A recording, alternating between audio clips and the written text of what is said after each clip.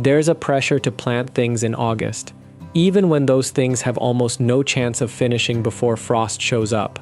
Tomatoes, peppers, long-season melons, crops that show up in August planting lists year after year, even though they fail in the same way year after year. Don't plant those. Don't fall for the same trap your neighbors walk into every fall. Meanwhile, there's another list that's been sitting right in front of you the whole time. Fast-finishing cool season crops. Vegetables that prefer cooler nights instead of fighting them. Crops that will still be productive long after your tomatoes have given up. These are the ones that turn late summer into a real harvest instead of a final chapter. But you have to stop planting May's strategy in the middle of August. The crops that worked in May are rarely the crops that will thrive now. August doesn't follow May's rules. August is the month for math. Count back from your first frost date. Pick crops that actually fit the days you have left. Choose vegetables that cooperate with where the season is going instead of where it came from. Today we're counting down 10 of the smartest vegetables to plant in August for a productive home garden. And stay until the end, because the number one pick on this list is going to surprise you, and it has no business being as underrated as it is. Let's go. At number 10, we have cilantro. Now, cilantro isn't usually the first thing that comes to mind for an August vegetable list, and that's exactly why it earns this spot. Cilantro is one of the most misunderstood timing stories in the entire herb world. Planted in May, watch it bolt before you've made real use of it. Decide cilantro is impossible. Move on. That's the standard experience.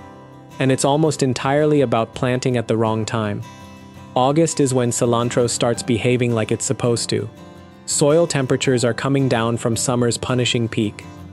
Day length is starting to drop. And cilantro, which hates both of those things when they're working against it, suddenly finds both of them on its side. Germination is faster. Leafy growth is steadier. The plant stays productive instead of anxious. The peppery bite becomes softer and more useful in the kitchen as nights cool off. A flavor change most gardeners never notice because they've already given up on cilantro by July. You can succession sow it every 2 to 3 weeks from now through fall. The most reliable fall cilantro window is about 6 to 8 weeks before your first average frost date, which means August is exactly when that window opens in most zones. Keep that succession going into September, and you'll have cilantro coming out of the garden well into October, when most people have completely written it off. The strategy that failed in spring is going to succeed here for one simple reason. Cilantro has been waiting all year for August. At number 9, we have snap and snow peas. Before you say peas are a spring crop, hear me out. August is a perfectly legitimate second window in a lot of zones, especially zones 5 through 8 if you time it right. Peas germinate best when soil is around 75 degrees Fahrenheit, which is exactly the kind of temperature you're going to find in an August seedbed before the deep chill sets in. Earlier in summer, the soil was too hot for them to even consider. Right now, they're back in their element. The trick with August peas is managing expectations. You're not going to get the same kind of harvest your spring peas gave you. What you get is a tidy, productive window that fills the early fall gap when your spring peas are long gone and your heavy fall crops are still sizing up. Snow peas and snap peas especially, the pods don't need to fully mature on the vine to be useful. You pick them young, the plant keeps producing, and you get a fresh, sweet harvest while everything else is winding down. If you live in a zone where peas still have a genuine shot at finishing, August is the underrated second chance the seed rack has been sitting on, waiting for you to take it. At number 8, we have bush beans, and I want to be clear about something. This is a warm zone play, not a universal August recommendation. If you're in zones 7 through 9, especially zone 8 and 9, you almost certainly still have time for a second bean crop before your first frost. Bush beans mature in roughly 50 to 60 days from sowing. They want warm soil to germinate. About 75 to 77 degrees Fahrenheit is their sweet spot, and August is still delivering that in a lot of regions. The math simply works in warmer zones. In cooler zones, it doesn't, and pretending otherwise is how August bean plantings fail. What makes this so useful is how little bush beans ask for. You direct sow them, they come up fast, they fruit aggressively without trellising, staking, or pruning, and by the time your main summer beans are finishing from exhaustion, a late August sowing gives you a fresh stand that doesn't know the season is winding down. It's the cleanest second wind you can give a warm season vegetable plot. Just count backward honestly. If your first frost is in mid-November, you have more than enough runway. If your first frost is in mid-September, you don't. August bean success is not a vibes-based decision, it's a math problem, and the math has to work. At number 7 we have arugula. If you've ever planted arugula in May and watched it turn bitter almost overnight, you already understand why August changes everything. Arugula germinates in about a week. It's ready to start harvesting in roughly 4. And the trait that makes it valuable late in the season is that it actually prefers the cooler conditions August is moving toward. The peppery flavor softens, the leaves stay tender longer, the plant stops trying to escape into a flower stalk and just grows. That's a fundamentally different relationship with the same crop. Planted in May, you're fighting the weather.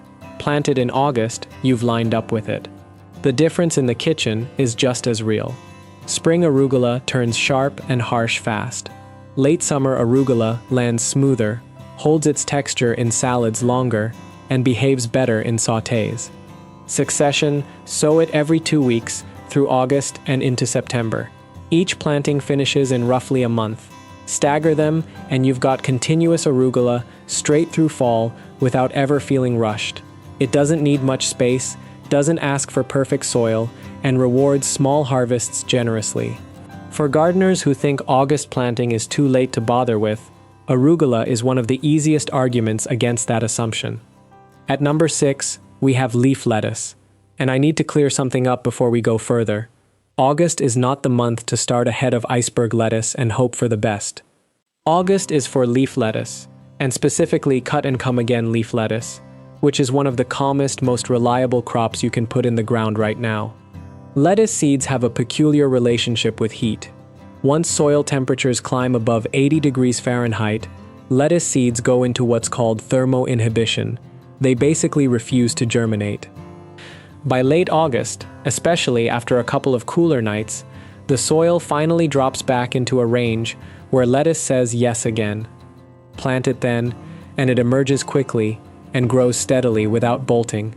Wait another month, and the temperatures will be even better, but you'll have less time to harvest before the season's over. Late August is the sweet spot, cool enough that the plants don't panic, warm enough to germinate fast. The real productivity secret with leaf lettuce is the harvest style. You don't pull the whole plant. You take outer leaves, leave the crown intact, and come back in a week. A single sowing becomes a multi-week supply. Sow it again in 2 weeks, and you've got a continuous harvest running well into fall. With leaf lettuce, the strategy matters more than the variety, and August's strategy for it is among the most forgiving in the garden. At number 5, we have radishes. Every late summer garden needs at least one momentum crop, and radishes are the most reliable version of it you're going to find. They germinate in 5 to 10 days.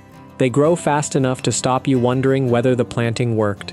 And many varieties are pulling out of the ground in 25 to 30 days from sowing. That timing matters more than people give it credit for. August gardeners are often tired. They've spent 3 months watering, fighting pests, and watching tomatoes struggle. Asking a tired gardener to plant something that takes 80 days to mature is a tough sell. Radishes don't have that problem. Plant a row today, eat from it next month. That's a closed loop in the simplest possible form, and it's exactly the kind of small win that keeps the rest of a fall garden in motion. They also don't need much space, don't take up much time, and don't demand perfect soil. If you want one crop on this list that almost guarantees a tangible result before the season closes, radishes are it. And if you've never tried growing some of the longer type radishes for their greens as well as the roots, August is an easy time to find out what you've been missing. The whole plant wants to feed you. At number 4, we have kohlrabi. Kohlrabi rarely shows up on August planting lists because it doesn't photograph like a celebrity, and most gardeners have never quite figured out what to do with it. That's a real loss for a lot of gardens, because this is one of the quietest, most consistent producers you can plant in late summer. Kohlrabi prefers the 65 to 75 degrees Fahrenheit range, which is exactly what most of August and September will deliver. It's a brassica, which means it gets sweeter as the nights cool.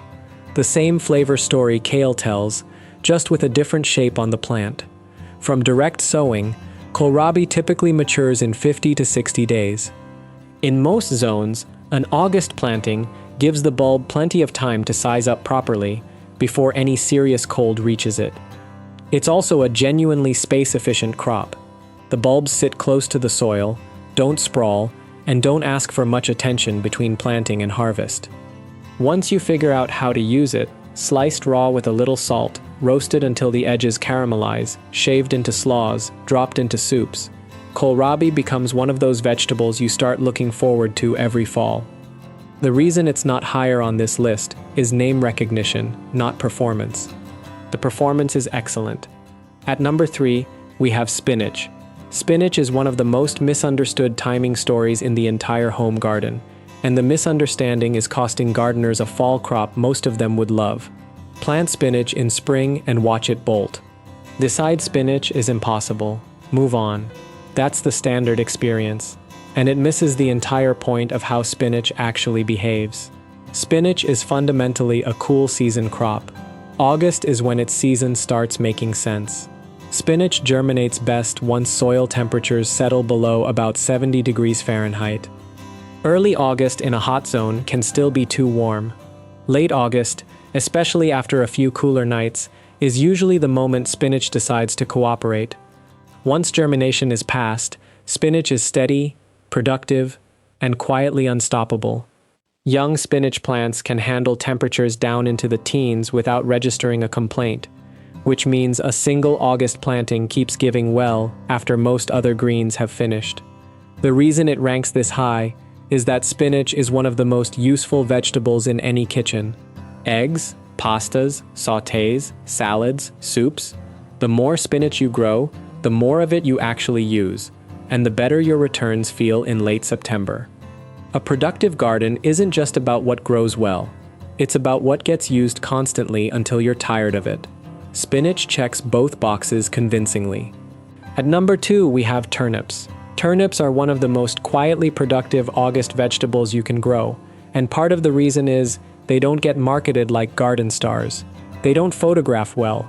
They don't get featured in glossy seed catalogs the way tomatoes do. But when it comes to actual late-season productivity in a home garden, they outperform a lot of more glamorous choices. Many turnip varieties mature in 35 to 60 days from sowing. Some of the faster Asian turnips, Hakure, Tokyo Cross, finish in around 35 days, which means an August sowing gives you harvest well before any serious frost arrives. Even in cooler zones, the math works comfortably, and turnips give you value above and below the soil. The roots are the obvious reward, but the greens are often the more useful part of the plant, especially early in the harvest window. They also belong to the cool weather profile that makes more sense as summer fades. Turnips don't ask you to chase a fantasy. They ask you to work with the calendar instead of against it. That's the entire principle behind August planting. The smartest crops now are the ones that just show up and do the job without needing perfect conditions. Turnips show up, they do the job, they move on. Sometimes that's all a garden needs. And finally, at number 1, we have kale. Wait, before you click away because you've heard of kale, hear me out. Most home gardeners plant kale in spring. It grows okay. It gets tough and stringy in summer. They conclude that kale is fine, but unexciting. That's the wrong story. That's a story about planting kale at the wrong time. Kale is the longest relationship vegetable you can put in the ground in August. The calendar stretches out in front of it instead of running out behind it. Kale has the toughness that late-season gardening rewards. It can handle cooling temperatures, it stands up to early frosts without flinching, and, this is the part most people miss, its flavor improves after frost. Cold converts starches in the leaves into sugars. Like fall carrots, kale gets better as conditions get harsher. That's rare in a vegetable. Most crops want you to harvest them before things turn ugly. Kale wants you to leave it outside in November. It also keeps producing in a way few crops can match. You don't pull the plant. You harvest outer leaves, leave the crown growing, and come back in a week. A single August planting can keep your kitchen in greens from September through December in most zones, and well into winter in warmer ones. That kind of longevity is what separates vegetables worth planting in August from vegetables that are merely possible. Kale doesn't just survive this part of the calendar, it owns it.